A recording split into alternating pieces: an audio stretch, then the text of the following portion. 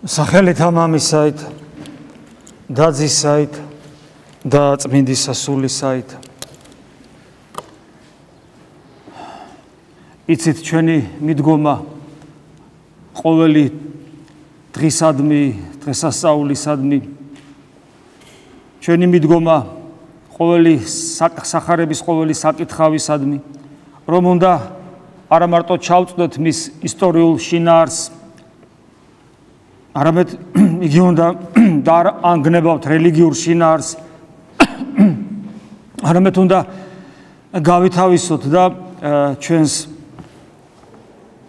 რელიგიურ ცხოვრებაში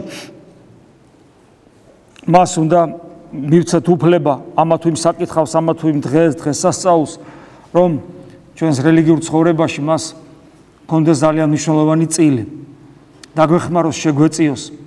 და ეს ბუნებრივიც არის, იმიტომ რომ წმინდა მამები, რომლებიც აი ამ საოცარ ლიტურგიკულ ერთობას ქმნიდნენ საუკუნეების განმავლობაში და ქმნიდნენ არა თავისთავად, არა ადამიანურად, არამედ სულიწმინდის მადლის მიერ იმ ცოცხალი ჩანასახიდან, რომელსაც პირველი საიდუმლოსერობა ერქვა უფლისმიერი, რომელიც დიდ პარასკევს აღესრულება და ღებულობ და მივიღეთ ისაც მივიღეთ, ასაც ჩვენ ვხედავთ ყველაფრით, თავისი ფორმით, თავისი მშვენიერებით, თავისი ჰარმონიით, თავისი მუსიკით, თავისი ფერწერით, ხალწერით და ყველაფერი დინამიკით, მოძრაობით, საგალობლებით, საკითხავებით და იმ უამრავი დასი და დასი წმინდანებით, რომელსაც დღეს წარმოადგენს მართლმადიდებელი ეკლესია, ყველაფერი ეს არის ერთი მიზნისათვის, რომ ჩვენ, რომ შენ იყო ქრისტესთან, რომ შენ კონდეს ცოცხალი რწმენა, რომ შენ ნებისმიერ დროს მაცხოვრებელმა, თუნდაც 21 საუკუნის ადამიანმა შეძლო იყო მოწაფე ქრისტესი, რომ შენ 21 საუკუნის ადამიანმა თუნდაც გააცნობიერო, გაითავისო, განიცადო, რომ შენ ხარ ზეცის მოქალაქე და შენი სამშობლო არის სიდიადე ყოვლა წმინდა სამებისა. რომ შენ დღეს 21 საუკუნის ადამიანი მოხმობილი ხარ, ისე როგორც პირველი საუკუნის ადამიანები, ადამიანთა მოსული ღმერთის, განკაცებული ღმერთის, იესო ქრისტეს მიერ. მოხმობილი ხარ მის მიერ, მასთან მარადიული ყოფობისათვის, ანუ მარჯვენით ღმრთისა და მამის, სადაც ის თავისი ადამიანური ბუნებით იმყოფება, ანუ კვლავ ვიმეორებ ყოვლადწმინდა სამების სიდიადეში. ამიტომ დღევანდელი დღეს, დღევანდელი საკითხავით სამკუთხით არის ჩვენს მიერ განსახილველი და ნახოთ, როგორ შეიძლება კიდევ ერთხელ გავიაზროთ ის, თუ რას ნიშნავს ვიყოთ ქრისტიანები და კიდევ ერთხელ ვეცადოთ, წავიწიოთ თუნდაც პატარა მისხალით წინ იმისათვის, რომ ჩვენი ეს სანუკვარი მიზანი, ყოფობა ქრისტესთან განხორციელდეს. დღეს განღვეულის ეს კვირა განღვეულის კვირად იწოდება. სახარებისეული სიუჟეტი გახსოვთ. ადამიანი 38 წელია ავათარის. 38 წელი წარმოგიდგენიათ, მთელი ცხოვრება. მრავალი თქვენთაგანი ამდენისაც არ არის. და 38 წლის განმავლობაში ის ვერ მოძრაობს, ვერ დადის, წევს. და იცით, რომ მისი განკურნება სასწაულის იმედზია, მაგრამ იქვე ადამიანის ხელი სჭირდება მოყვასის, რომელიც მას არ აყავს. მას არ აყავს გვერდზე ადამიანი ამდენი ხნის განმავლობაში, რომელიც როდესაც ხდებოდა ეს სასწაული ანგელოზის მიერ, იმ ტბაში ხელი მოეკიდა და ჩაეცურებინა და ჩაეყვანა. ეხლა რატომ არის ესე? არავინ იცის. რატომ იყო ესე დაგდებული უპატრონოდ? ვიღაცა ხომ აჭმევდა, ფაქტია. მაგრამ ეს ფაქტია. ჩვენ ვიცით უფლის გაფრთხილება, როცა მას გაანკურნავთ. იქ ძალიან მე ამ თემაზე ბევრი გვისაუბრია, იქ ჩანს უცნაური მდგომარეობა ფარისევლებისა, რომლებიც ხედავენ, რომ ამდენი ხნის ავადმყოფი ფეხზე დადგა და კანონს მისდევენ და კითხვას სვავენ. ანუ ესე იგი პრობლემა წარმოაჩინეს. როგორ შაბათ შეიძლება შენი ეს ანუ საკაცე რაზეც იწვა, ხო? ის აიღო. საქმე ჩაუთვალეს და ვერ ხედავენ იმას, რომ ადამიანი 38 წელი წევს და განიკურნა ფეხზე წამოდგა. სულ რომ ჯანმრთელი ადამიანი დააწვინა 38 წელი ფეხზე ვერ წამოდგება, იმას განსაკუთრებული რეაბილიტაცია ჭირდება. ფეხზე წამოდგა.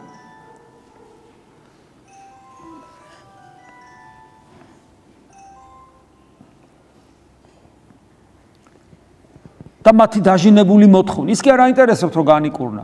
არც შებრალება, არც სიხარული, არამედ ვინ გითხრა რომ შაბათს აიღე ეს საწოლი, ცხედარი. და როდესაც უფალი განკურნავს მას, ესეთ რამეს ეუბნება. აჰა, ცოცხალი იქმენ. ნუღარას ცოდავ. ანუ გაცოცხლდი, ანუ განიკურნე. და მე განუმარტავს. მნიშვნელოვან რამეს ეუბნება, რომელიც ჩვენთვის ძალიან მნიშვნელოვანია, რა თქმა უნდა. ჩვენ მრავალი პრობლემები გვაქვს, სულიერი, ხორციელი, უფალი განსასწრებელი გვაქვს, უფალი შეგვეწევა, გვეწევა, გამოგვიყვანს ხოლმე გარკვეული მდგომარეობიდან. ყველაფერიას განღვევლობა შეიძლება ჩაითვალოს, როგორც ხორციელი ავადმყოფობა, ისე განსასწრებელი. ყველაზე დიდი განღვევლობა რაც არის, ამასაც ვიტყვით. მაგრამ როდესაც უფალს გამოყავს ადამიანი ამ მდგომარეობიდან, მას და ამით თითოეულ ჩვენთაგანს ეუბნება, ნურღარას სოდა. ანუ მიგვანიშნებს, რომ ჩვენი ძიმე მდგომარეობა განღვევლობად წოდებული, როცა ადამიანს არ აქვს უნარი, ფიზიკური თუ სულიერი, თქვათ, სიცოცხლისა, ისე როგორც უნდა ცოცხლობდეს ადამიანი, ამ ყველაფრის მიზეზი არის ცოდვა. ვიღაცას შეიძლება გაახსენდეს, რომ აბა იობის შემთხვევაში ცოდვა. ოღონ არა ის ცოდვა, რომელსაც იობის მეგობრები იობს უკიჟინებენ, რომ შენ ცოდვილი ხარ და ცოდე და აღიარე. ანუ აქ ლაპარაკია მძიმე სასიკვდინე ცოდვებზე. ის რასაც ჯული თუნდაც ძველ ადამიანს და ეხლაც გვიგზალავს, სინდისი რასაც გვიგზალავს. ხო?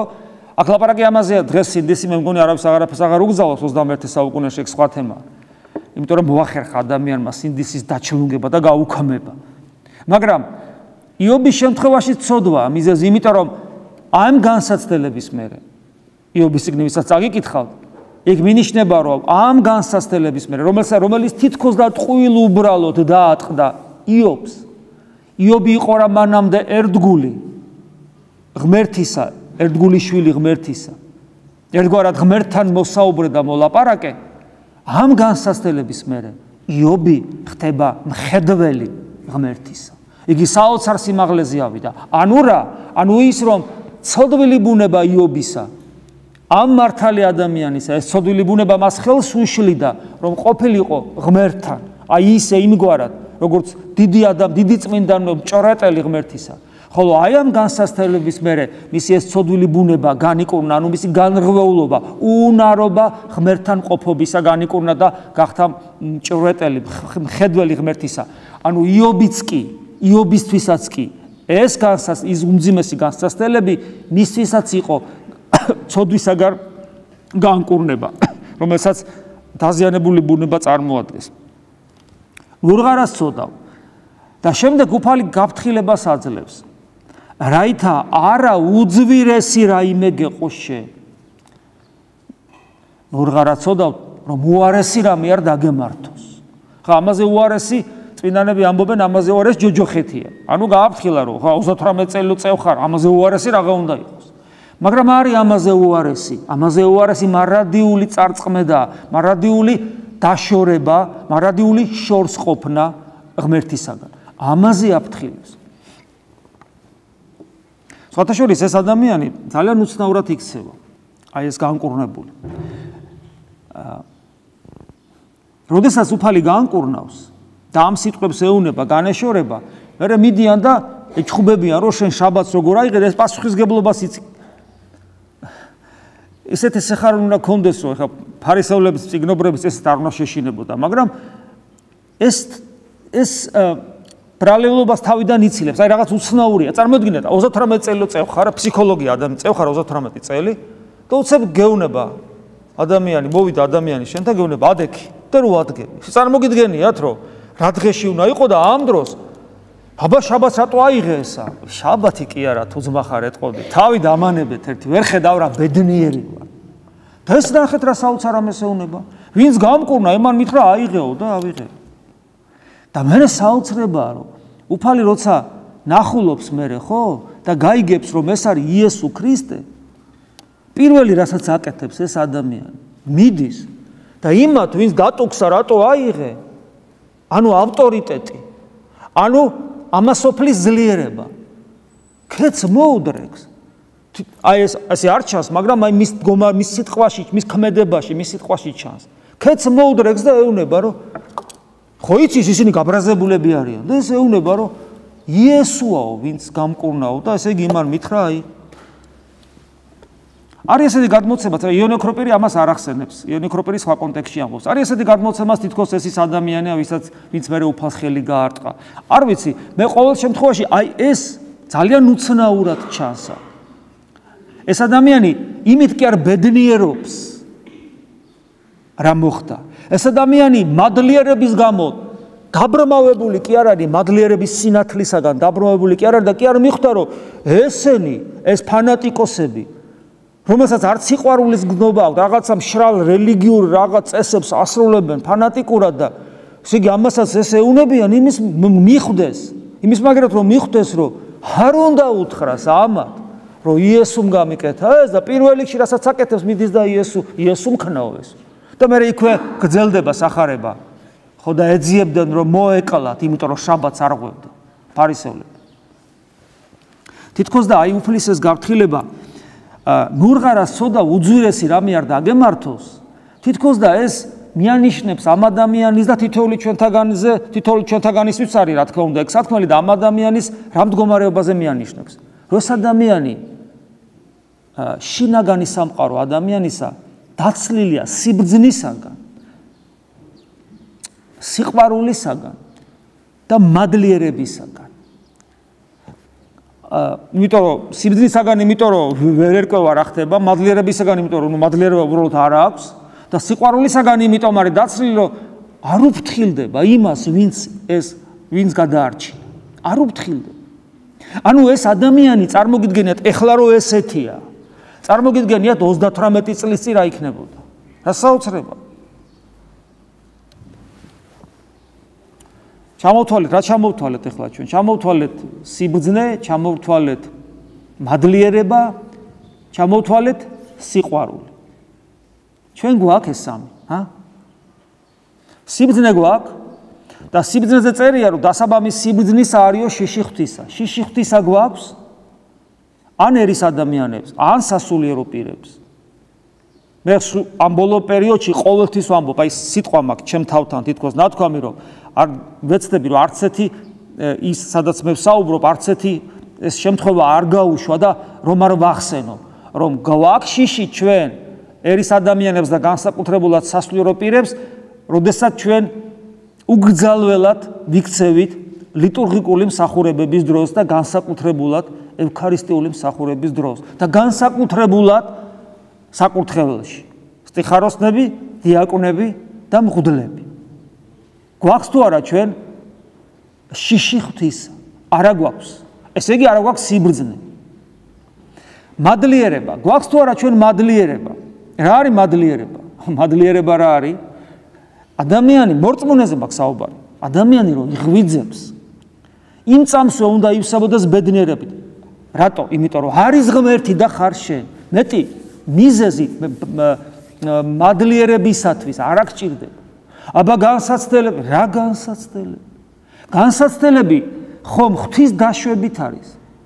განსაცდელები ხომ ღვთის დაშვებით არის შენ საკურნებელად, შენს იმისათვის რომ შენ უკეთესი გახდე. ერთი ღერი თმა არ ვარდება ღვთის ნების გარეშე შენი თავიდან და თუ ერთი ღერი თმა არ ვარდება შენი თავიდან ღვთის ნების გარეშე, ესე იგი ყველაფერი რაც შენს გარშემოა, მოსიყვარულე მამის მოქმედებაა შენს თავზე და თუ მამის მოქმედებაა, როგორ შეიძლება რომ ამ ყველაფერმა შენში ის მადლიერება გადაფაროს, რომელსაც ქვია, რომ არის, რომელიც გამომდინარეობს იქიდან, რომ არის ღმერთი და ხარ შენ და არა უბრალოდ ხარ შენ, არამედ გელოდება მარადიული სიხარული. რაც შეეხება სიყვარულს, მე მგონი ამაზე ლაპარაკიც კი ზედმეტია, იმიტომ რომ სიყვარული თავად ღმერთია და სანამ ჩვენში ღმერთი არ აღავსებს ყოველივეს, სანამ ჩვენ არ ვიცხოვრებთ ისე, რომ ყოველივეს ღვთის სადიდებლად ვიქმოდეთ, ყოველივეს, სანამ ჩვენში არ იქნება ის მდგომარეობა, რომ როგორც კი წინაშე კვირას გითხარით, ხო, რომ ქრისტეს ჰქონდეს არა ადგილი ჩვენს ცხოვრებაში, არამედ ჩვენი და ქრისტეს ცხოვრება იყოს განუყოფელი და მთლიანად ქრისტე გვავსებდეს, სანამ ეს მდგომარეობა არ იქნება, ჩვენ ვერ ვიტყვით, რომ გვაქვს სიყვარული, იმიტომ რომ სიყვარული არის ღმერთი და სადაც არ არის ღმერთი, მთელი სისავსით, ღმერთს სანახევროდ გულში ვერ დაიტოვებ. რაღაც ადგილს შენ ცხოვრებაში ხო ღმერთო, აი შენ ჩემ ცხოვრებაში რაღაც ადგილი გაქვს, ესე არ გამოვა. და სანამ შენი ცხოვრება არ იქნება სავსე ღმერთით, შენში არ იქნება სიყვარული. ხო და აბა მაშინ განღვეულები კი ვართ ჩვენი ყველაფრით, განსასწრებით, ხანხორციელი მდგომარეობით და სულიერით აღარ ვამბობ და აი ეს სამი რაც ჩამოთვალე მაინდა-მაინც არც ერთი არა გვაქვს მე მგონი. აქედან გამომდინარე, უფლისე სიტყვები ნურას ნუღარას სოდა, რათა უძვირესი არ დაგემართოს თითოეული ჩვენთაგანისათვის არის ძალიან მნიშვნელოვანი. ადამიანები დღეს 21 საუკუნეა ახლა ხო ვერ ავწდებით ჩვენ დროს და ვერ ავწდებით იმ ჩვენ მდგომარეობას, რა მდგომარეობაშიც ვიმყოფებით. მათ შორის ჩვენი სამშობლო საქართველო. ჩვენ ვერ გძნობთ, აი თუ ამას ადამიანი ვერ გძნობს, მას არ აქვს ათვლის წერტილი თავის შიგნით. აი როგორ გძნობს ადამიანი დროთა ცვლილებას. ადამიანი ცხოველი დროის ცვლილებას ვერ გძნობს. იმიტომ რომ ის დროში ტივტივებს, დროის დინარებას მიყვება. როგორც მკვდარი თევზი. ადამიანი დროის დინარებას გზნობს, იმიტომ რომ მასში არის ათვლის წერტილი, რომელსაც მარადისობა ეწოდება. ჩვენში რომ მარადისობა არ იყოს, ჩვენ ვერ ვიგზნობდით დრო რომ გადის წარსულს, მომავალს, აი ამას ვერ ვიგზნობდით. ეს არის ესე. ასევე არის ცოდვასთან დაკავშირებით. კაცობრიობა მიედინება, კაცობრიობის მდგომარეობა არის ესე ცოდვასთან დაკავშირებით და სიწმინდესთან დაკავშირებით ერთგვარ მდინარებაშია და მიცოცავს ანტიქრისტესკენ, ანუ დასასრულისაკენ. თუ მკვდარი თევზი ხარ, ანუ ცხოველის მდგომარეობაში თუ ხარ, დროსთან დაკავშირებით როგორც თქვი, ვერ იგზნობ ამას. იმიტომ რომ იგზნო კაცობრიობა საით მიცოცავს, საით ხდება ჩანაცვლება კაცობრიობის, შინაგანი მდგომარეობის, შენ ამ კაცობრიობის ორგანული ნაწილი ბოლომდე არ უნდა იყო. იმიტომ რომ ვერ მიხვდები. ამიტომ ადამიანები, რომლებიც ფიქრობენ, რომ ყველაფერი კარგად არის, პროგრესისკენ მივდივართ, ჩვენი ამბიციები გვაქვს, წინ მივდივართ, აცხადებენ პოლიტიკოსები. ჩვენ მოდერნისტული საქართველო უნდა შევქნათ, კვლავ აცხადებენ პოლიტიკოსები. ჩვენ ცოდვის გვეშინია, ჩვენ რას ლაპარაკობთ, ჩვენ ქართველებს ცოდვები არ მოგვერევა, აცხადებენ პოლიტიკოსები. ქრისტიანობა სიყვარულისა და შემწყნარებლობის რელიგია გვასწავლიან პოლიტიკოსები. დედა, ქადაგათა დაეცნენ კაცო, აქადაგდნენ პოლიტიკოსები, ქრისტიანობას გვასწავლიან ძმებო და დებო. რატომ საინტერესოა? იმიტომ რომ ისინი კი არ არიან ცუდები, ისინი უმეცარნი არიან. ცუდები ჩვენ ვართ, რომ ჩვენ არ ვასწავლით ისე, რომ მათ პირი დაიდუმონ. რათ ვერ ვასწავლით ისე? ეგება ჩვენც ის მკვდარი თევზები ვართ, რომელიც მიედინებიან ამ მდინარეში და ვერ გძნობენ. ვერ გძნობთ. აი ამ უბედურებას, რასაც ეს სამყაროს წანაცვლება ხდება დაღუპვისკენ და ანტიქრისტესკენ. ამიტომ თითოეული ჩვენთაგანი, თუ ჩვენ ვართ ქრისტიანები, ჩვენ უნდა ვგრძნობდეთ, რომ სამყაროში და ამ შემთხვევაში სამყარო საიდან დავინახავ მთლიანობაში, გაჭირდება თუ ჩვენი არ ვიგრძენით, ხო? თუმცა დღეს სამყაროს დანახვაც აღარ ჭირს, ეს ინფორმაციული საშუალებები ამის შესაძლებლობას გვაძლევს. ჩვენი სამშობლოს მდგომარეობა როგორია? ჩვენ ამას უნდა ვგრძნობდეთ. მე ესეთი განცდა მაქვს, რომ ჩვენი ლამაზი სამშობლო, ღვთისმშობლის წილხვედრი, უამრავი წმინდანის სამკვიდრებელი მიწაში და ზეცაში კიდე ზეციური სამშობლოს ესე იგი საძირკველი შეიძლება ასე ითქვას, ხელიდან გვეცლება. და ეს ხელიდან გვეცლება რას ნიშნავს? ეს რაღაც ესეთი თეორიული რაღაც ის კი არ არის, რა ქვია, ლოზუნგივით რა სამშობლო ხელიდან გვეცლება, არა. ჩვენი შვილებს და შვილიშვილებს გადაგვარება ემუქრება. ხელიდან გვეცლება ეს. მე ესე მგონია რომ ჩვენ ამას უნდა ვგზნობდეთ. თუ ამას ვერ ავგზნობთ ჩვენ, მაშინ გამოდის რომ ჩვენ ვართ ამ დინარებაში ვართ და კარგად ვნებიროთ, მივლივლებთ აი ამ თბილ მზით გამთბარ, ცოდვის მზით გამთბარ, ამ წყნარ მდოვრე და მღრიე და მყრალ წყლებშიც მინდა მოგახსენო. რის გამო ემართება ადამიანს ის რაც ემართება? ყველა ჩვენთაგანს მე იმედი მაქვს რომ ყველა ჩვენთაგანს არა, მაგრამ ვისაც ეს გამოუცდია, მე იმედი მაქვს რომ ამის დანახვა შეუძლია. ყველა ჩვენთაგან ზოგიერთ ჩვენთაგანს მოდი ასე ვთქვა, შეიძლება ქონდეს გამოცდილება იმისა, თუ როგორ შეიძლება შემოგეპაროს ცოდვა.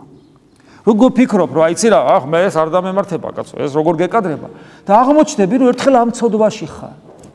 როგორ ჩვენ თუ რაიმე მანკიერება შეგვითვისებია, თუ რაიმე ცოდვა ჩვენი ბუნების საკუთრება გამხდარა, შეძენილი, მაგრამ საკუთრება გამხდარა.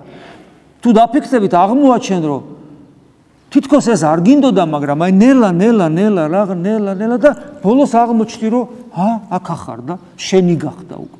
და მე როგორი ძნელია ამისგან განთავისუფლება.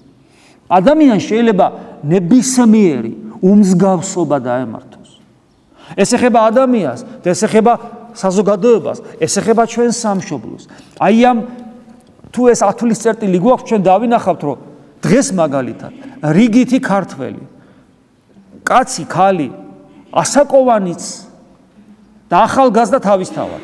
რო შეხედავ, დააკვირდები, რომ ვისაც გვაქვს თქვათ გამოცდილება 10 წლების იქითაც ცხოვრებისა, დავინახავთ, რომ ქართველი კაცი და ქალი ეგეთი არ იყო. ქართველი ახალგაზრდა ეგეთი არ იყო. ქართველი მეუღლე ეგეთი არ იყო. ქართველი მშობელი ეგეთი არ იყო. ქართველი შვილი ეგეთი არ იყო. შვილიშვილიც არ იყო. არც ბებია და არც ბაბუა ეგეთი არ იყო, ეხლა რო არის. აზრი ნახე, ქცევა ნახე, ინტერესები ნახე, ჩაცმა ნახე. რასავგავართ? რა მოხდა? მე დარწმუნებული ვარ, მრავალი ჩვენთაგანი, იგივე ასაკოვანი ადამიანები, აი ჩემზე ასაკოვანი თქვა. ჩემზე ასაკოვანი, რომელსაც 10 წლები ცხოვრება აქვს, იქით გავლილი, იმ დროინდელი ცნობიერება რომ დაუბრუნო, მაშინდელი და თავის თავში ახედო, სხვას კი არა, შეიძლება გული გაუსკდეს, ესა დამმართნია. ადამიანი, იმიტომ რომ ეს მდინარება, რომელშიც ვიმყოფებით, ეს ისეთი გამაბრუებელია, ისეთ ნარკოტიკულ ნივთიერებებს შეიცავს, რომ გაჩლუნგებს ადამიანს და თოის ათვლის წერტილი არა გაქვს, რასაც ქრისტე ქვია. არაფერი არ გიშველის. ეს თელ საზოგადოებასაც ეხება. და ამის მაგალითად მე მინდა აღმოგიკითხოთ ცოტა ვრცელი ამონარიდი პავლე მოციქულისა, ეს არის რომელთა მიმართ პირველი ეპისტოლე და თქვენ შინაარსობრივად ნახავთ, რომ როგორ ეხმიანება ეს ეპისტოლე დღევანდელ დღეს, ჩვენს მდგომარეობას, ჩვენი სამშობლოს. რომელიც დღეს განრღვეულია, პარალიზებულია. ჩვენ გვეგონა, რომ არც ისე პარალიზებულები ვიყავით 25 წლის წინ და უცებ წამოვდგებოდით. 25 წელი? ვერც კი წამოჯდა, წარმოგიდგენიათ? უბრალოდ მოცულობაში გაიზარდა, გასუქდა. გასუქდა არა რაოდენობრივად, გესმით? არამედ აი შინაგანი სიბინძურით გასუქდა. და არ ვერც კი წამომჯდა. მოძრაობაზე ხო ლაპარაკი ზედმეტია. აი, ნახეთ რას ამბობს პავლე მოციქული. რატო შეიძლება ეს დაგვემართოს? გასაგებია, მოკლედ ვთქვათ, უღმერთობა არის ყველაფერი უბედურების მიზეზი, მაგრამ აი, უღმერთობა ადამიანს რა შეიძლება დამართოს? ეს არის რომელთა მიმართ პირველი ეპისტოლე.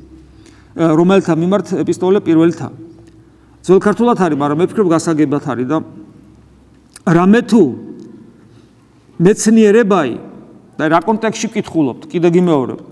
ჩვენ განრღვეულნი ვართ და ჩვენ ვიცოდეთ რატო დაგვემართა, რომ გამოვასწოროთ, რომ მე უარესი აღარ დაგვემართოს, როგორც გაგვაფრთხილა უფალმა იოანეს სახარების მეხუთე თავში წერა. ესე იგი, რამე თუ მეცნიერება იგი ღმრთისაი, ანუ ღვთისცოდნა ცხად არის მათ შორის. ანუ აქ ლაპარაკობს ადამიანებს. იქ წარმართებზე ისტორიულად, მაგრამ რეალურად ჩვენზე.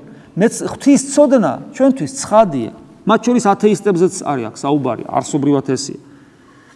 მათ შორის რამე თუ ღმერთმანვე გამოუცხადა მათ.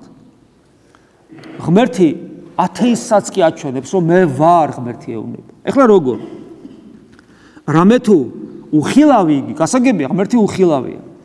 უხილავი იგი მისი დაბადებიდან სოფლისაით ქმნულთა მათ შინა საცნაურად იხილვების. მართალია უხილავია, მაგრამ სოფლის დაბადებისთაგანვე ღმერთმა მას შემდეგ რაც ეს სოფელი ამ სამყარო შექმნა, იქ რაც არის შექმნილი, აი ამ შექმნილში, აი ამ ქმნილებაში იხილვების ღმერთი, მისი კვალი ჩანს ყველგან, ამას ამბობს პავლე მოციქული. და სამარადისო იგი ძალი მისი და ღმრთაებაი. ანუ ეს ყველაფერი სამარადისო ძალა, ღვთაება, ყველაფერი აი ამ კვალში ჩანს. ჩვენ ცოდნა გვეძლება ამ სამყაროს დაკვირვებით, რომ ღმერთი არის. რაითა იყვნენ იგინი, ანუ ჩვენ, მოდი ესე თქვა, ჩვენ გვეუბნება, რათა ვიყოთ ჩვენ იგინი, რათა იყვნენ იგინი ვერ სიტყვის მიმგებელი. ადამიანი ვერ იტყვის, პავლე მოციქული ამბობს, რაც უნდა ათეისტი იყოს, რაც უნდა წარმართი და შემდეგ მე არ ვიცო რა არიცოდი. ვერ იტყვის. და ეს სიტყვები არ არის ცარიელი სიტყვები. ადამიანი ათეისტი, რომელიც ამბობს, რომ არაფერია. და ასევე უზნეო, რომელიც ამბობს, რომ ქრისტე ღმერთი არ არის. რომელიც ამბობს, რომ ღმერთზე უბრალოდ კარგი, როგორ თქვა ეგ სიტყვა, ვერ ვიტყვი კრეხელობაა და იმიტომ, თუმცა აი ესე მოიხსენებენ ღმერთს, რომ თითქოს წამს, მაგრამ ესე იგი იხტიბარს არ იტეხს, რომ ღმერთი არის, მაგრამ როგორ მოიხსენიებენ და როგორი დამოკიდებულება აქვს. და ვერ სიტყვის მიმგებელი და რატო ვერ სიტყვის მიმგებელი? რამე თუ იცოდეს ღმერთი, მაგრამ იცოდეს ღმერთი და არა ღმრთება ადიდებდეს მას. ანუ ღმერთი იცი, მაგრამ ის როგორც ადიდერას ნიშნავს, რა ურთიერთობაც უნდა გქონდეს, ეს ურთიერთობა არ აქვს. ეს ჩვენს გვეხება ქრისტიანებსაც. აღსარებელ მაზიარებლებსაც. ჩვენ ვიცით, მაგრამ აი შესაბამისად წეგან საკუთრებელი ვახსენე. როგორ შეიძლება სასულიერო პირმა არ იცოდეს? ხო, იცის. მაგრამ თუ სასულიერო პირი ვერ იქცევა ისე, როგორც საჭიროა, სტიხაროსანი ვერ იქცევა ისე, მრევლის წევრი ვერ იქცევა ისე, როგორც საჭიროა, გალობელი ან მედავით, ანუ როცა ვერ ვიქცევით ისე, ანუ როცა არასწორად ვადიდებთ. იცოდეს ღმერთი და არა ღვთაება ადიდებდეს მას, გინახმადლობდეს, არამედ ამაო იქმნეს გულის ზრახვითა მათითა. ანუ გულში ამაო ზრახვებია. ამაო და ამის გამო დაუბნელდათ უგულისხმო იგი გული. გულზე აქ ანატომიურ გულზე კი არ არის საუბარი. აქ საუბარი არის ჩვენ შინაგან სულის იმ ნაწილზე, რომელსაც შეუძლია ღმერთის დანახვა. ის დაბნელდა და ეს თუ დაბნელდა, მთელი ჩვენი არსება დაბნელებული, როგორც უფალი გვასწავლის. უგულისხმოა, დაბნელდა გული და ამის შედეგად ნახე, როგორც კი ეს ხდება, იტყოდეს თავთა თვისთა ბრძენ. ესეთი ადამიანს თავი მოაქვს ბრძენა. რას ნიშნავს ეს? მე ყველაფერი ვიცი. სხვათა შორის, ეს ეხება კიდევ ვიმეორებ, არა ათეისტებს, არამედ იგივე მრევლის წევრებსაც. მრავალი ჩვენთაგანი ძალიან ხშირად არის ხოლმე დაზიანებული. აი ამ უბედურებით, რასაც ქვია, მე ყველაფერი ვიცი. ამას ესე არ ამბობს, რა თქმა უნდა. მე ვიცი და რა ვქნა? ანუ თავი მოაგვბზნად და შემდეგ პავლე მოციქული ამბობს, რომ იტყოდეს თავსთა თვისა ბრძენ და ამას შედეგად ნახე რა მოდევს და განცოფნეს. ანუ გაგიჟდნენ. ადამიანი რომელიც ამბობს, რომ მე ვიცი, მე ბრძენი ვარ, პავლე მოციქული გეუბნება, რომ ესეთი ადამიანი გიჟია, სულელი. იმიტომ რომ რას ნიშნავს იცი? ხო გესმით, ღმერთთან მიმართებაში ეს ისეთი სისულელია, რომ მართლაც სულელი ხარ ამ დროს. და ამას რაყვება შედეგად და ცვალეს დიდება იგი უხრწნელისა ღმრთისაი მსგავსებად ხატისამის განხრწნადისა კაცის. ანუ ღვთის დიდება შეცვალეს განხრწნადი კაცის დიდებით. ანუ კაცი დააყენეს ღმერთის ადგილას. ადამიანი გააკერპეს. იქნებოდა თეორიებით ზეკაცისა, მაგრამ რეალურად ჩვენ ცხოვრებაში ხა ნიჩეს მიმდევარი მე მგონი არავინ არ არის ისე პირდაპირ გაგებით, მაგრამ რეალურად ადამიანი რომლისათვისაც გულში ღმერთი ცოცხალი არ არის, ადამიანი რომლისათვისაც სამყაროში ერთადერთი უმაღლესი წერტილი არსებობს, საკუთარი თავი, ფაქტიურად ნიჩეს მიმდევარია რა არის. ოღონ უარესი. ნიჩე კემაინ ზეკაც მომავალში ელოდებოდა და ამან უკვე საკუთარი თავი გახადა ზეკაცი. გესმით რაში მდგომარეობს ეს უგუნურება და განცოფება. ადამიანი ესე ცხოვრობს. ესეთები ვართ ჩვენ. თუ ჩვენში ღმერთი არ არის.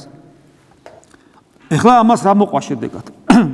ამისთვის მისცნა იგინი ღმერთმან გულის თქმათა, გულთა მათთასა არაწმინდებად და გინებად ხორცთა მათთა თანა, რომელთა იგი გარდაცვალეს ჭეშმარიტება იგი ღმრთისაი სიცრუეთ. ანუ ვინც ღმერთის ჭეშმარიტება სიცრუეთ შეცვალა, ღმერთმა მიუშვა. არ გინდა ხო? სადავები როგორც კი აგიშვა, იმ წამსვე გულის თქმა არაწმინდებად, გინებად ხორცთა მათ, ანუ დაიწყეს ისაც უნდა იყოს ტაძარი ღვთისა იმის შეგინება, რასაც ჩვენ ხედავთ დღეს. და პატივს სცემდეს და მსახურებდეს დაბადებულთა და არა დამბადებელსა. გასაგებია, ყველაფერი, როცა შენთვის თავარი არ არის ქრისტე, ან როდესაც უпростоრად როცა შენში ქრისტე არ ავსებს ყველაფერს და მით უმეტეს თუ თავარი არ არის, ყველაფერი დანარჩენი კერპია. შენ პატივს სცემ აი ამ ყველაფერს, კერთაყვანისმელი ხარ. და არა დამბადებელსა, რომელიც გიკურთხეულა არს უკუნითი უკუნისამდე. ამისთვის და ეხლა გეტყვით ეხლა წავიკითხავ იმას, რაც დღეს ხდება სამყაროში და ჩვენს თავზე ესე ძალუმად მოიწევს ეს საშინელი გარყვნილება და სიბინძურე, რომელსაც ნორმად გვისახავენ. აი ამ ყველაფერს შედეგად რა მოყვება? აქ ლაპარაკია ბოლომდე გაღწნაზე ადამიანისა, ბოლომდე გაღწნაზე ადამიანის სხეულისა, რომლის გაღწნის უფლება არ აგვაქვს, იმიტომ რომ იგი უწმინდესი სისხლით არის გამოსყიდული და ეს სხეული უნდა იყოს ტაძარი ყოვლადწმინდა ღმერთისა. ამისთვის მისცნა იგინი ღმერთმან ვნებას ამას გინებისას. ის, რასაც ნორმა თვლიან, პავლე მოციქული ამბობს, არის ვნება გინებისა. და ჩამოთulis, რამე თუ დედათა მათთა ქალებმა გარდაცვალეს ბუნებისა იგი წესი არა ბუნებად. თანაცხოვრებაზეა საუბარი, თანაცხოვრებაზე. ხალხო ხალი ცოლად ბოდის გიხდით. არა გარდაცვალეს ბუნებისა იგი წესი არა ბუნებად, ეგრეთვე მათთა დაუტევეს ბუნებისა იგი წესი დედათაი. და განხურდეს გულის თქმითა მათითა ურთიერთარს. მამანი მამათა თანა სარცხვინელსა იქმოდეს. და კვალად საგებელი იგი, რომელიც ჯერ ან საცთურისა მათისაი ურთიერთარს მიიღია. ხვდებით, რაზეც არის ლაპარაკი იმ უბედურებაზე, რასაც ესე ძალუმად გვახოვენ თავზე და პავლე მოციქული ამბობს, ამ ყველაფრის მიზეზი არის მათი უღმერთობა და ამ საცთურის შესაბამის და ამ სარცხვინელის შესაბამის მისაგებელს ისინი მიიღებენ.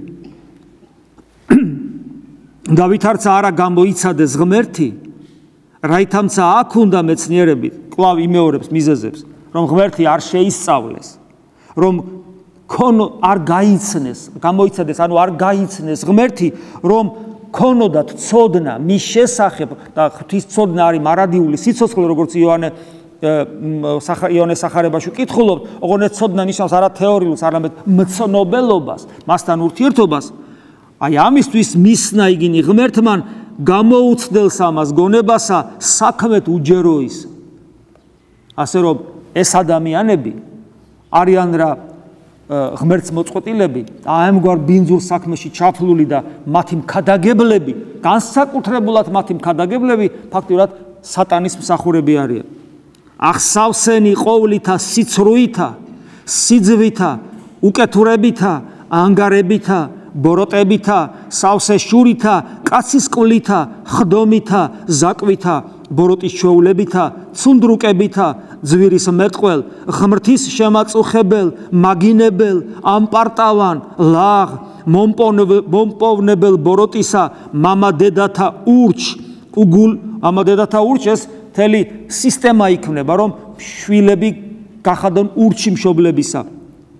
უგულისხმო, უწესო, უყვაროლ, უწირავ, უწყალო, რომელთა სამართალი ღმრთისა იცოდეს, რამე თუ ესე ვითარისა მოქმედნი ღირს არიან სიკვდილისა ხას უსვავს. ეს ადამიანები ესეთები რო არიან, იმიტომ კი არა რომ ვერ ხვდებიან ღვთის სამართალი როგორია, იციან, თუნდაც იმიტომ რომ სინდისი აქვთ. მაგრამ შეგნებულად, აქ არის შეგნებულ ბოროტ მოქმედებაზე საუბარი. ეს არის ის მდგომარეობა, რაც მერე საბოლოო ჯამში განივთდება ანტიქრისტესთან. ესე ვითარნი მოქმედნი ღირს არიან სიკვდილის. გვეუბნებიან ხოლმე, ეკლესია მკაცრია, პავლე მოციქული. ეკამათონ პავლე მოციქულს. დაიწუნონ პავლე მოციქული. ეს სიყვარული საოცარი მქადაგებელი, მაგრამ სიყვარული კაცთმოთნეობას არ ნიშნავს და ფარისევლობას და მლიქვნელობას. სიყვარული სიმართლის თქმას ნიშნავს. და ამბობს ასევე ადამიანებზე არცა ხოლო ამას იქმან, არამედ თანაცა სათნო ეყოფიან მოქმედთა მათ. მარტო ის კი არ არის ცოდვილი, ვინც ამას აკეთებს, არამედ ვინც სათნო ეყოფა ამის მოქმედ, ანუ ვინც აკეთებს და ვინც ხელს უწყობს და პროპაგანდირებას უწევს ამ უბედურებას. ჩვენ აქ დავინახეთ, რომ ეს ადამიანები ასეთები იმიტომ არიან და ჩვენ ესეთები იმიტომ ვართ, რომ ღმერთს ვერ ვხედავთ. ღმერთის ცოდნა არ აქვს. შესაძლებელია თუ არა ღმერთის დანახვა. შესაძლებელია თუ არა ღმერთის ხედვა, ღმერთთან ურთიერთობა. ღვთის ხილვა ქმნილებისათვის, ანუ ჩვენთვის არის შეუძლებელი. აი იოანეს სახარების პირველი თავი. ღმერთი არავინ სადა იხილა. ანუ პირდაპირ გვეუბნება იოანეს სახარების დასაწყისში, რომ ღმერთი არავის არ უხილავს. ესე იგი, ჩვენთვის ღმერთის დანახვა შეუძლებელია. შეუძლებელია მასთან ურთიერთობაც, ეს ნიშნავს ამას. მაგრამ ამაშია ეს ეს საოცრება სიდიადე ქრისტიანობისა, მაგრამ იგი განგვიცხადა განკაცებულმა ძეღმერთმა. ისევ იოანეს სახარების პირველი თავი. მხოლოდ შობილმა ძემან, რომელი იყო წიაღთა მამისათა, მან გამოთქვა. ანუ მართალია ღმერთის ხილვა შეუძლებელია, მაგრამ მეორე მხრივ რადგან განკაცდა ძეღმერთი, მან გამოთქვა, ამიტომ ჩვენ შეგვიძლია იგი დავინახო და მასთან ურთიერთობა გქონდეს. ამიტომ ქრისტიანებს არ გვეპატიება ის, რომ ღმერთი არ ვიცოდეთ. ჩვენ არ შეიძლება რომ ღმერთი არ ვიცოდეთ. ჩვენ უნდა ვიცოდეთ, იმიტომ რომ ჩვენ განგვეცხადა, ჩვენ გვითხრა. ესე იგი, ეს შეუძლებლობა, რომ ღმერთის დანახვა არ შეიძლება, უბრალოდ ძნელია, შეუძლებელია, დაძლეულია. გესმით რას ნიშნავს ეს? ღმერთი არის, რომელიც მიწვევა შეუძლებელია, მაგრამ ეს შეუძლებლობა დაიძლია. ადამიანს ხო უნდა აინტერესებდეს, აბა როგორ დაიძლია. ხო უნდა გადალახოს ეს ნომინალური ქრისტიანობა, რომელიც რაღაც წესების შესრულებაში მდგომარეობს და სიღრმისეულად არ ინტერესდება, დაძლეულია. ესე იგი, მე შემილია ღმერთთან ცოცხალი კავშირი მქონდეს. ამას მიმალავდით, ადამიანმა გაბრაზდეს, თქვენ უნდა გაბრაზდეთ ჩვენზე, სასულიერო პირებზე. თუ ჩვენგან ამას ვერ იგებთ, თუ ჩვენგან ამას ვერ ხედავთ, თუ ჩვენგან ამ გზაზე სვლას ვერ ხედავთ და თუ არ დაგაყენეთ ამ გზაზე, თქვენ ჩვენზე უნდა გაბრაზდეთ.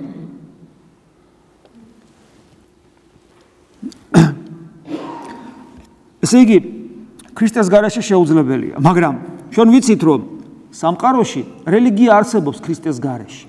რელიგია არსებობს ქრისტეს გარეშე ეკლესიის გარეთ, მაგრამ რელიგია არსებობს ქრისტეს გარეშე თვით ეკლესიაშიც. სამწუხარო რეალობაა ეს. აი, ქრისტეს რწმენის გარეშე რელიგიურობა.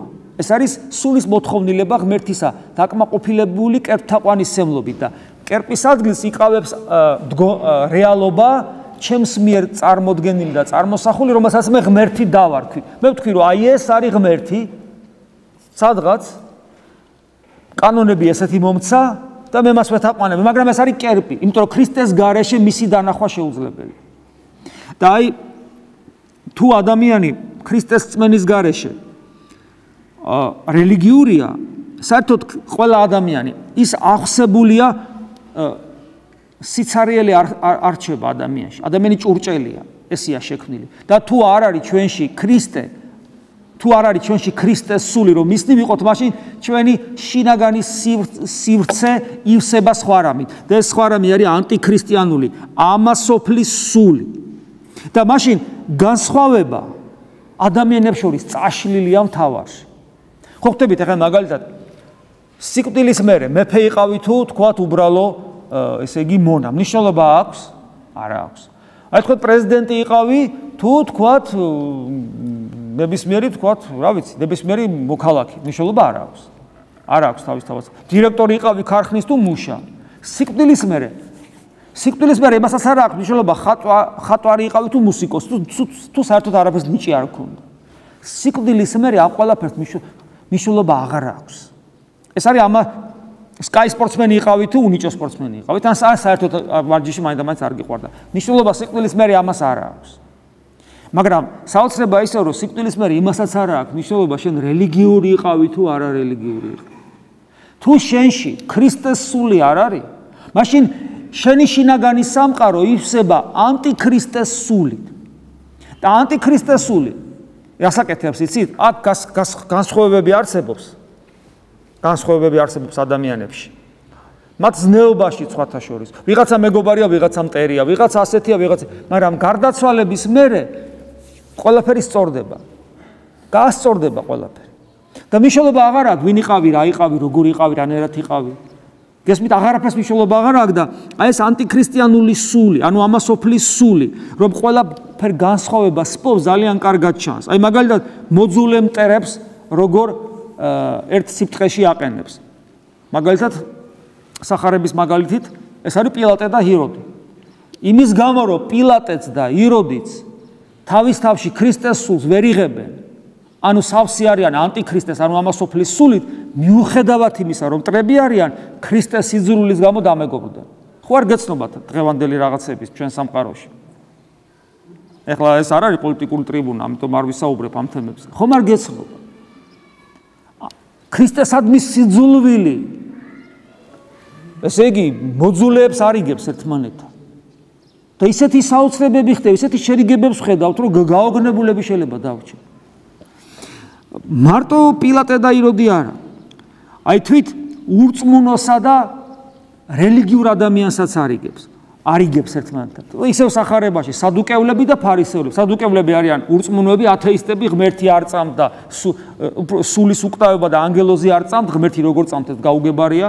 რაღაც წესებს ასრულებენ, მაგრამ არადული სიცოცხლე არ წამთ, ფარისევლებს ეს ყველაფერი წამთ. შერიგდნენ ქრისტეს სიძულვილის გამო. ამიტომ არის რომ ამასოფლის ანტიქრისტიანული სული თავის შემოქმედებას ეწევა. და ეს თავის შემოქმედება უცნაურ რაღაცას აყალიბებს სამყაროში. და ეს ანტიქრისტიანული სული ჭეშმარიტებას ანტიჭეშმარიტებით ანაცვლებს. აი მაგალითად სიყვარულის ნაცვლად სიყვარული, რომელიც ღმერთის ყველაზე ესეთი მნიშვნელოვანი თვისებაა, ხო, შეიძლება ასე ითქვას. სიყვარულის ნაცვლად ფსევდო, ანუ ანტისიყვარულს გვთავაზობს. იგივე გარყვნილების სახით, რომელსაც სიყვარულს უწოდება.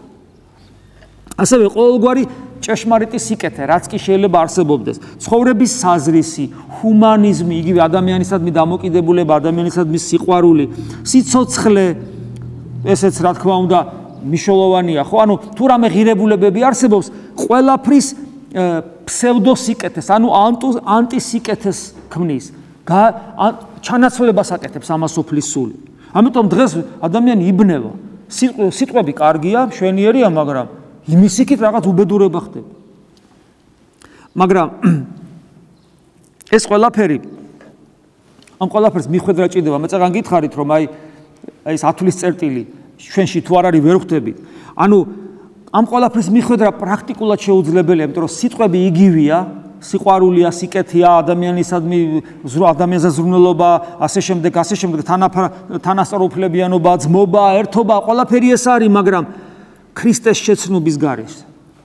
ანუ გაქრისტიანების გარეშე, ანუ ქრისტეს შემოსილობის გარეშე შეუძლებელია, რომ აი ქრისტეს შეუმოსავმა ადამიანმა, რომელიც ეს ყველაფერი დაინახოს, იმიტომ რომ ქრისტეს შეუმოსავი ადამიანი დატვირთულია, დამძიმებულია ამასოფლის საზრუნავებით. იმიტომ რომ ამასოფლის სულით არის სავსე და გახსოვთ წმინდა წერილში უფალის გაფრთხილება რომ უფლის მეორედ მოსვლის წინა პერიოდი, ეს უმძიმესი პერიოდი არ იყოს ზამთარში და შაბათს. და სიმბოლურად ჩვენ შეიძლება ესე ვთქვათ, რომ ზამთარი შეიძლება ეს არის ზამთარი უკავშირდება ამასოფლის სიძნელეებს, საზრუნავებს. ჩვენ შეიძლება ვიყოთ თუ ამასოფლის საზრუნავები დამძიმებულები ვიქნებით. ჩვენ ვერ მივხვდებით, რომ აი მოვიდა ანტიქრისტე. ვერ მივხვდებით. იმიტომ რომ ის სიყვარულის, სიკეთის, ბედნიერების, ჰუმანიზმის სახელით დაგველაპარაკება. ვერ მივხვდებით ასევე თუ იქნება შაბათი. შაბათს ახსენებ, შაბათს არ მოხდეს. რა არის შაბათი? შაბათი ეს არის ცრუ რელიგიური შეხედულებები, სადაც ქრისტე არ არის. შაბათი ეს არის ის მდგომარეობა, როდესაც აი უფალი ამბობს, შაბათი დაიბადა კაცისათვის და არა კაცი შაბათისთვის. უფალი ამბობს, რომ ესე იგი შაბათზე უპირატესი არის აქ. შაბათს სიკეთეს აკეთებს უფალი, რომ დაანახოს, რომ შაბათი მსახური უნდა გამხდარიყო ჩვენი ღმერთთან მიმყვანებელი, როგორც ყველა წესი და არა ის, რომ ჩვენ ღმერთი დავივიწყოთ და წესებს ვემსახუროთ. ამიტომ ეს ცრუ რელიგიური შეხედულებებით ახსავს რელიგიური ადამიანი, ანუ თუნდაც ქრისტიანი, რომელიცათვისაც წესი არის ყველაზე მნიშვნელოვანი და კანონი, ის ვერ მიხვდება ანტიქრისტეს, ის საცდურს ისე დაუგებს, რომ თავის ანკესზე მაინც წამოაგებს. და აი, გარდა ამისა, შაბათი კიდევ ერთი ძალიან მნიშვნელოვანი რამეა.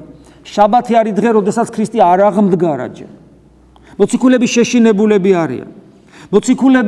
მოციქულებს არ აქვთ ქრისტეს აღდგომის გამოცდილება. ქრისტე წამთ, რომ იციან, რომ მისი მოწაფეები ქრისტე არის, იციან, რომ არის. გარდაიცვალა, მაგრამ აი აღდგომის გამოცდილება არ აქვთ. აქვთ რელიგიური ცხოვრება, მოწაფეები არიან, ქრისტეს ქადაგებდნენ, მაგრამ აღდგომის გამოცდილება არ აქვს. ანუ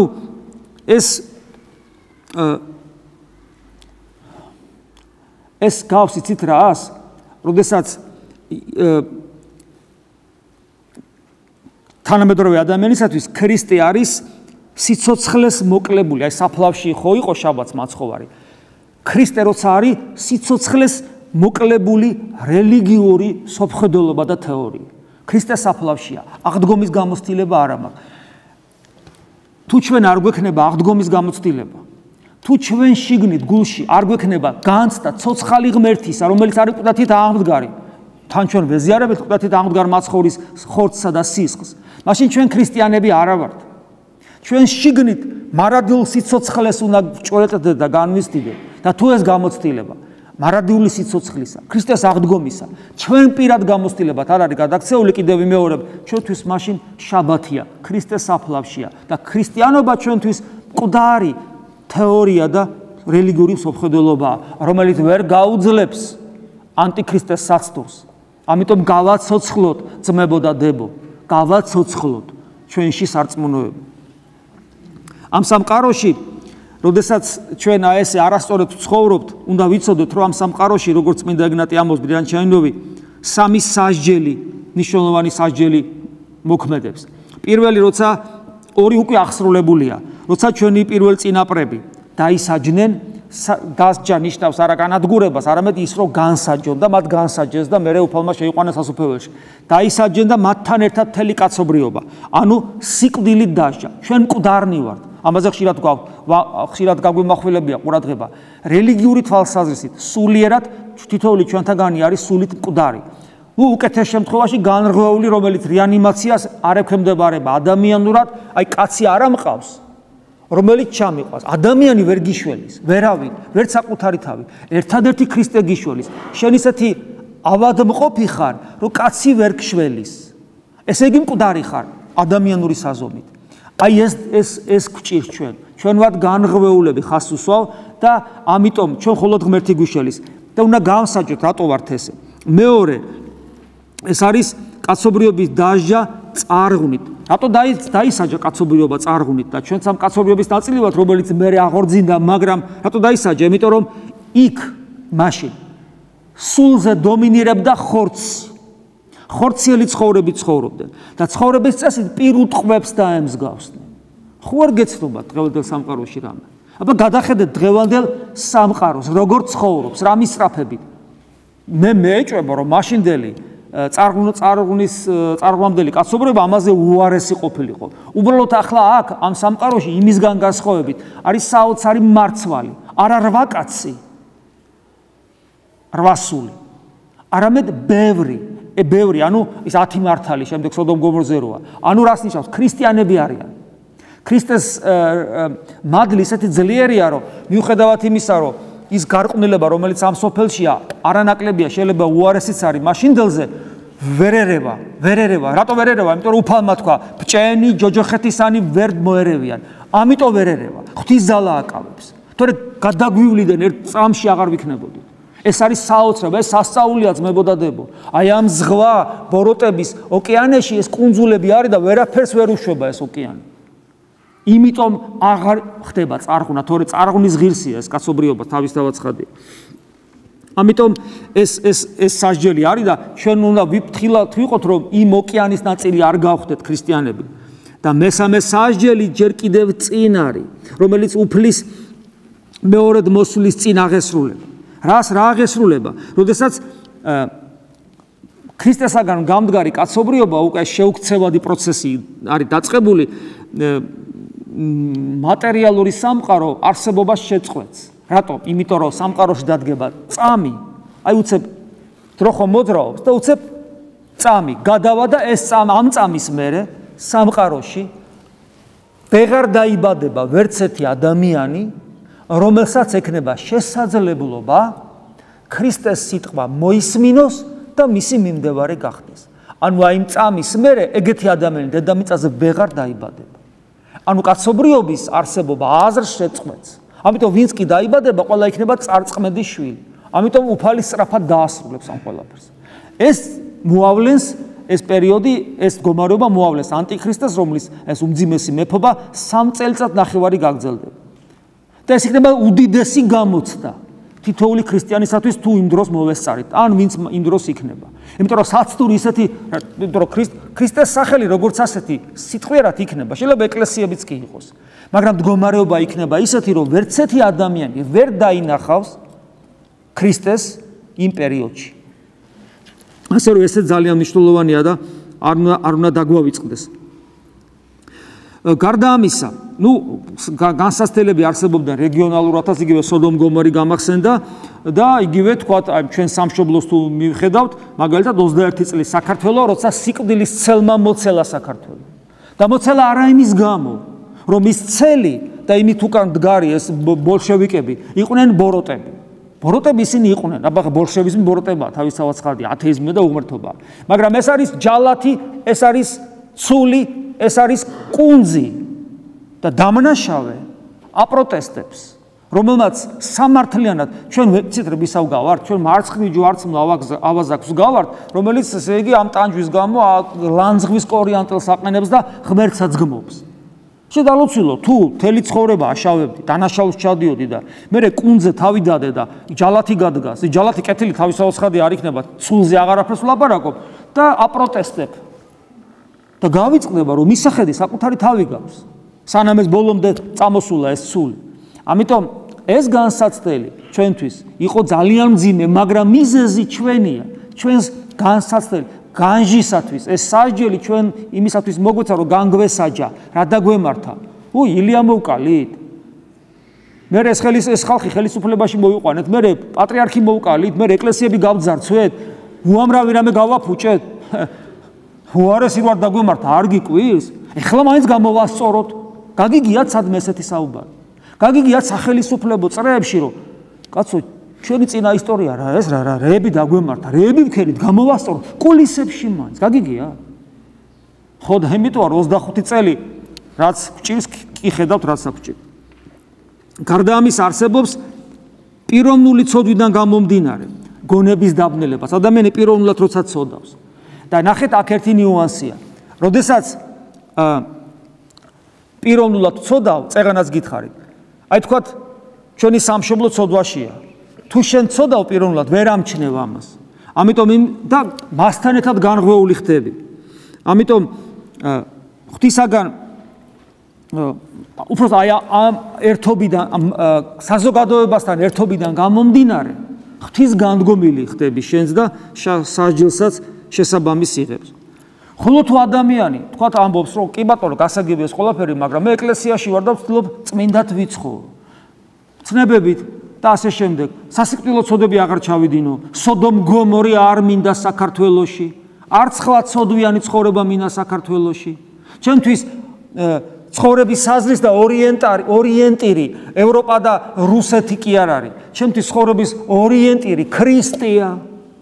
გამოკვეთილი მაქვს მე ეს ყველაფერი ვიცი. ესე იგი ჩემთან ყველაფერი კარგად არის? არ არის ყველაფერი კარგად. და აი ნახეთ წმინდა მაკარი დიდი რას ამბობს. ყოველი სიწმინდე, ანუ შენ არ ამბობ რომ წმინდა ვარ, მაგრამ აი წმინდაც რომ იყო, ყოველი სიწმინდე გარკვეულ სიამაყეს და პატივმოყვარეობას შეიცავს თავის თავში. ამიტომ ღვთისშვილებიც განსასწრების გზით მიდიან. ეს ახასიათებს ჩვენ, რაც არ უნდა წმინდა ცხოვრობდე, შიგნით არის მაინც ეს სიმსივნე. კარგი ვარ, მე წარმოდგენა მაქვს. გესმით, აი ეს მდგომარეობა არის დამანგრეველი ადამიანისათვის. ამიტომ თითოეულ ჩვენთაგანს ყოველთვის ნებისმიერ შემთხვევაში, ცოდვისგან თუ არა, სიწმინდის ცხოვრების შემთხვევაშიც მაინც იქნება განსასწრები, რომ ეს უბედურება აღმოიფხვრას, რასაც ჩვენში ქვია ეს განცდა პატივმოყვარეობიდან გამომდინარე ეს მდგომარეობა, ეს სიამაყე, რომელიც ხელს გვიშლის წმინდა ცხოვრებაში და აი წმინდა ცხოვრება რო და სათნოებით ახსავსებს ცხოვრება რო განხრწნისაგან დაიფაროს, უფალი ამ განსასწრებს ავლენს, რომ თავი მოგვადრეკინოს. თორე რაც უფრო წმინდა ცხოვრებით ცხოვრობს ადამიანი, თუ ამ პატივმოყვარეობას ბარიერი არ დაედო ღმერთისაგან, ეს წმინდა ცხოვრება უფრო უბედურების მომასწავებელი იქნება, ვიდრე ცოდვიანი ცხოვრება. იმიტომ რომ ის ისეთ კვარცხლბეკზე დაგაყენებინებს საკუთარ თავს, რომელიც ეშმაკსაც კი შეშურდება. და ესე იგი ჩვენი პირად ცოდვებთან დაკავშირებით, აი ჩვენი განღვეულობა ვახსენეთ, ერთ-ერთი ყველაზე ისეთი მძიმე, რასაც ჩვენი განღვეულობა, ანუ ეს უუნარობა ღვთისაკენ სვლისა და მოძრაობისა და განკურნებისა, რასაც ეს ჩვენი ვლინდება, ეს არის სულ ყოველთვის ხაზს უსვამთ, მებოდადებო, ეს არის ღმერთთან ურთიერთობის შეუძლებლობა. თითოეული თქვენთაგანი ყოველთვის ტაძარში იქნება ეს, თუ სახლში იქნება. სწორე ლიტურგიკული ლოცვა გასწავლის სენაკურ, ანუ შენი ოთახის ლოცვას სახლში. და სწორე ოთახის სენაკური ლოცვა გასწავლის ლიტურგიკულ ლოცვას. ეს ორი ფრთა არის ჩვენი ლოცვითი ღვაწლისა, რომელიც განსხვავდება ერთმანეთისაგან ფორმით, ბევრად განსხვავდება ფორმით, თუმცა არსით ერთდაიგივე, ამიტომ ისინი ერთმანეთს აძლიერებენ და თუ ადამიანი მიზანმიმართულად აი ამ ორ მთავარ სათნოებაში იღწვის, ოღონდ ეს შეუძლებელია, კიდევ ვიმეორებ, სხვა სათნოებებისგან განცალკევებულად, როგორიც არის მარხვა, როგორიც არის ქრისტეს მცნებებში, ქრისტეს ერთგულება მცნებების მიხედვით და ადამიანებთან ურთიერთობა. მათ გარეშე ეს შეუძლებელია. შეუძლებელია ლოცვითი ღვაწლი ძალიან ღრმა ეკლესიურობის გარეშე. თუ ადამიანს ღრმა ეკლესიური ცნობიერება არ აქვს, ანუ ღრმად გაგება მართლმადიდებლობისა, თუ ეს არ აქვს, ეს ლოცვითი ღვაწლი უბრალოდ ხიბლის მდგომარეობაში მიიყვას ადამიანს და მეტი არაფერი. და თუ ადამიანი ამას მიზანმიმართულად ცდილობს ამის განვითარებას, ყველაზე მთავარს, რასაც აღმოაჩენ, არის ის, რომ შენ ეს არ შეგიძლია. ეხლა ამასინად კითხულობდი ღირსი მამის ალექსი შუშანიას წერილს პატარას და როგორ ტირის ეს მამა, რომ ესე იგი წმინდანებსაც ხო კითხულობო და რამდენიმე არაფერი არ გამომდის ღირსი მამა მის ცხოვრება რო წაიკითხოთ ბოლოდ და თუ იფიქრებ რომ რავა ეს არის ჩემი გასაკეთებელიო, შეიძლება უიმედობაში ჩავარდე რომ ამას ხომ ვერ გავაკეთებო.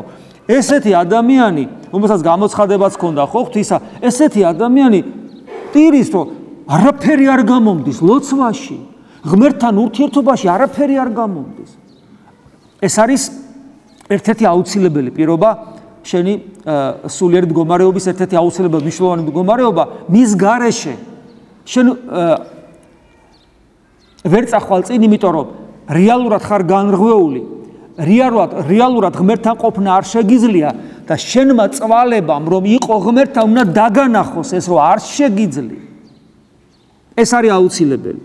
და რატომ არის აუცილებელი? მე კითხვა ჩდება, რატომ არის აუცილებელი რომ ეს დავინახო? იმიტომ რომ ხშირად მithქვავს, ამ დანახვით და ამ დანახვის მერე ჩნდება ჩვენში ის ყველაზე მთავარი ტკივილიანი ლოცვა, უფალო იესო ქრისტე, შემიწყალე, რომლის გარეშეც, აი ამ შემიწყალეს გარეშე, კაცი შვილი ვერ ცხონდება. იმიტომ რომ ყოველი ლოცვის სიტყვა სინანულის გარეშე ამოსული ლოცვა არ არის, როგორც წმინდანები გვასწავლიან. აი ეს უცნაური ანტინომია, თან რომ ვერა და თან რომ ეს რომ ვერ ესბადებს იმას, რაც მამოძრავებელია, ეს თავსდება პრაქტიკულ ქრისტიანულ ცხოვრებაში. მაგრამ იმისათვის, რომ ეს ჩვენში მოხდეს და ჩვენი განღვეულობა განიკურნოს, უნდა გქონდეს სწორი დამოკიდებულება უფლისადმი და ეს სწორი დამოკიდებულება ძალიან კარგად ჩანს წუხრის საიდუმლო ლოცვებში, რომელიც იკითხება საიდუმლო ლოცვის პატარა ამონარიდში, რომელიც თხოვნითი კვერექსის შემდეგ იკითხება. აი ნახეთ როგორია ეს ლოცვა და ამით დავასრულებთ. მონანიშენი ეს ჩემი სიტყვებია, რომელიც ამ ამონარიდს განმარტავს.